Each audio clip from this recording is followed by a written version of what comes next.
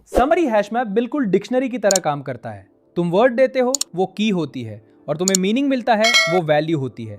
अगर की नहीं होती तो डेटा को फास्ट लोकेट करना पॉसिबल नहीं होता, और अगर वैल्यू नहीं होती तो स्टोर करने के लिए कुछ होता ही नहीं। इसलिए हैश मैप में की और वैल्यू दोनों का होना बहुत जरूरी है। वैल्यू का रोल क्या होता है? वैल्यू एक्चुअल डेटा होता है जो तुम स्टोर करना चाहते हो। वैल्यू की properties, data storage.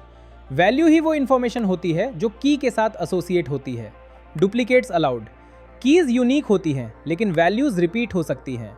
Multiple keys एक ही वैल्यू को पॉइंट कर सकती है। की का रोल क्या होता है? की का में काम होता है डेटा को ढूंढने और निकालने में हेल्प करना। की से हैश कोड जनरेट होता है। ये हैश मैप डिसाइड करता है कि एंट्री हैश मैप के अंदर कौन से बकेट में स्टोर होगी। की प्रॉपर्टीज, यूनिकनेस। हर की यूनिक होती है। अगर तुम सेम की के साथ नई वैल्यू डालोगे तो पुरानी वैल्यू ओवरराइट हो जाती है। एफिशिएंसी। की के हैश कोड की वजह से पुट और गेट जैसे ऑपरेशंस एवरेज केस में O ऑफ 1 टाइम में हो जाते हैं। हैश में की और वैल्यू दोनों क्यों स्टोर किए जाती हैं? हैश मैप का डिजाइन ही ऐसा होता है कि वो डेटा को पेयर के फॉर्म में स्टोर करे, की के साथ वैल्यू।